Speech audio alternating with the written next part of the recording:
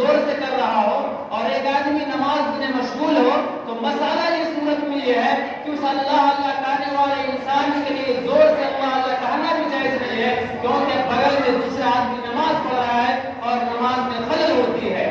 اور نماز میں خلل قائم کرنا، دوسرے کی نماز کو برباد کرنا کتنا بڑا وبال ہے۔ اللہ کے رسول صلی اللہ علیہ وسلم نے فرمایا کہ اگر کوئی آدمی نماز پڑھ رہا ہو اور اس کے آگے سے کوئی آدمی گزر گیا تو گزرنے سے نیت تو نہیں ٹوٹتی، نماز میں کچھ فرق نہیں آتا، لیکن جو آدمی نماز پڑھ رہا تھا اس آدمی کا دھیان گزرنے والے آدمی کی طرف ہو گیا۔ اگر کوئی آدمی نیت باندھا اللہ تبارک و تعالیٰ کی حضور میں، اللہ تبارک و تعالیٰ کو دل میں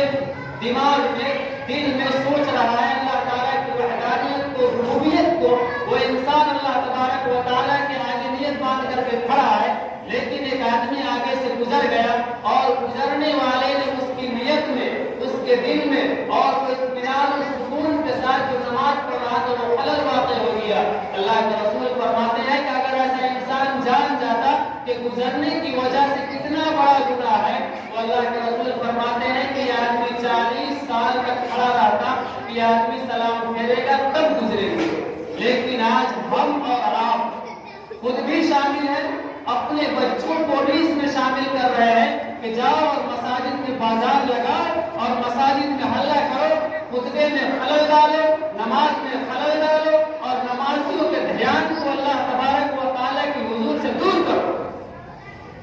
سورہ مریم کے اندر اللہ تبارک و تعالیٰ نے فرمایا فَخَلَفَ مِن بَعْدِهِمْ خَلْفٌ أَضَاعُوا الصَّلَاةَ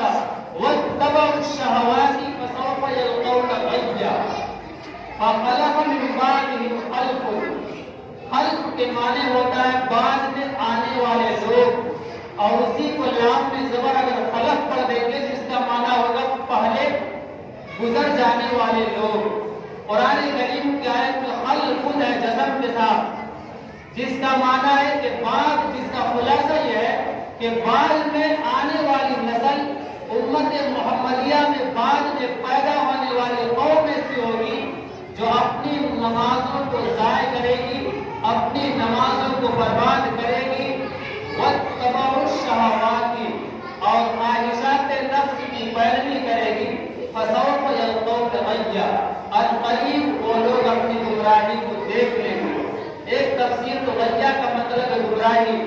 لیکن امام التفسیر حضرت مجاہد علیہ الرحمہ اور روح المعانی کے اندر علامہ آلوسی علیہ الرحمہ، صحابہ کرام میں حضرت ابن عباس رضی اللہ تعالیٰ عنہ، حضرت مجاہد علیہ الرحمہ، حضرت اکرمہ علیہ الرحمہ، ان تمام مفسرین فرماتے ہیں غیّا کا مطلب ہوتا ہے جہنم میں ایک وادی ہے جس سے جہنم بھی پناہ مانگتا ہے، اور بعض روایتوں میں ہے کہ جہنم میں ایک کنواں ہے، جب جہنم کی انگارے اور جہنم کی آگ بجھنے لگتے ہیں یا تھوڑا کم ہو جاتے ہیں تو اس کنویں کے منہ کو تھوڑا سا کھول دیا جاتا ہے جس سے جہنم پھر جھانک جاتا ہے۔ اس قرآن کریم نے کیا کہا، اس آیت کو غور کیجیے، فَخَلَفَ مِن بَعْدِهِمْ خَلْفٌ أَضَاعُوا الصَّلَاةَ وَاتَّبَعُوا الشَّهَوَاتِ فَسَوْفَ يَلْقَوْنَ غَيًّا، کہ قریب ان لوگوں کو غیّا میں پھینک دیا جائے گا یا ان لوگوں کو گمراہی میں پھینک دیا جائے گا۔ کون آدمی؟ کیا جو نماز نہیں پڑھتا ہو یا جو نماز کا انکار کرتا ہے وہ؟ مفسرین فرماتے ہیں کہ جو آدمی نماز کا انکار کرتا ہے وہ تو کافر ہے، لیکن جو انسان نماز پڑھتا ہے، کبھی پڑھا کبھی چھوڑ دیا، کبھی 4 وقت کا پڑھا کبھی 1 وقت کا قضا ہو گیا، کبھی کسی کام میں بزی ہو گیا، کبھی وقت نہیں ملا، کبھی جان بوجھ کر کے قضا کر دیا، اور اگر کبھی نماز میں آیا تو نماز کے واجبات کو رعایت نہیں کیا، نماز کے فرائض کو جانا نہیں، نماز کے سنتوں کو جانا نہیں، سجدہ صحیح سے نہیں کیا، رکوع صحیح سے نہیں کیا، قومہ صحیح سے نہیں کیا، اور دونوں سجدے کے بعد اٹھ کر کے جو بیٹھا اس میں صحیح سے نہیں بیٹھا۔ مفسرین فرماتے اٹھائیے آیت الذین کی تفسیر میں فرماتے ہیں والذین هم عن صلاتهم ساہون، ایسے لوگوں کے لیے، ایسے نمازیوں کے لیے ہلاکت و بربادی ہے۔ کن نمازیوں کے لیے؟ جو سرے سے نماز نہیں پڑھتے ان کا تذکرہ نہیں ہے، بلکہ اس میں ان نمازیوں کا ذکر کیا گیا ہے جو نماز کو پڑھتے ہیں لیکن اپنی پڑھتے ہیں، اپنی مرضی کی پڑھتے ہیں، کبھی ایک وقت پڑھا اور 4 وقتوں کو چھوڑ دیا، کبھی ظہر پڑھے تو عصر چھوڑ دیے، کبھی عصر پڑھے تو مغرب کا چھوڑ دیا، یا اس کا ترجمہ یہ بھی ہے، اس کا مطلب